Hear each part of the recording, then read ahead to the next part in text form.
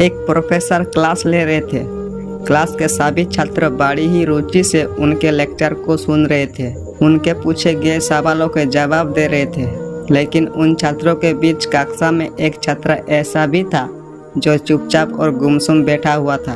Professor ने पहले ही दिन उस छात्र को नोटिस कर लिया, लेकिन कुछ नहीं बोले।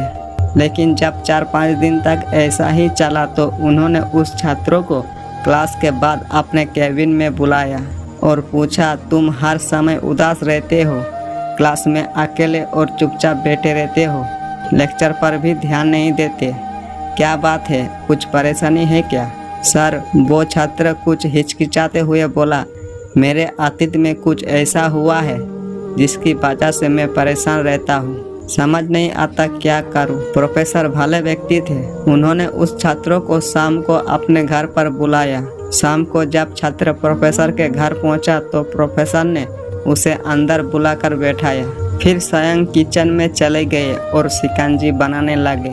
उन्होंने जानबूझकर शिकंजी में ज़्यादा नमक डाल दिया। फिर किचन से बाहर आकर शिकंजी का गिलास छात्रों को देकर कहा, ये लो शिकंजी पियो।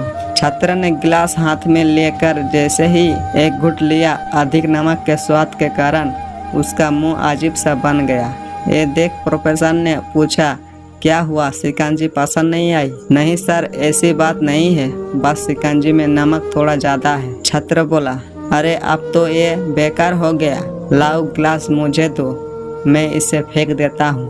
प्रोफेसर ने छात्र से गिलास लेने के लिए अपना हाथ बढ़ाया, लेकिन छात्र ने मना करते हुए कहा, नहीं सर, बस नमक ही तो ज़्यादा है, थोड़ी चीनी और मिलाएंगे तो स्वाद ठीक हो जाएगा। यह बात सुन प्रोफेसर गंभीर हो गए और बोले, सही कहा तुमने, आप इसे समझ भी जाओ। ये शिकंजी तुम्हारी जिंदगी है, इसमें घुला अधिक नमक तुम्हारे अतीत के बुरे अनुभव है। जैसे नमक को शिकंजी से बाहर नहीं निकाल सकते, वैसे ही उन बुरे अनुभवों को भी जीवन से अलग नहीं कर सकते। वो बुरे अनुभव भी जीवन का हिस्सा ही है, लेकिन जिस तरह हम चीनी घोलकर शिकंजी का स्वाद बदल सकते हैं, वैसे ही बुरे अनुभव को भूलने के लिए जीवन में मिठास तो घोलनी पड़ेगी ना। इसलिए मैं चाहता हूँ कि तुम अपने जीवन में मिठास घोलो।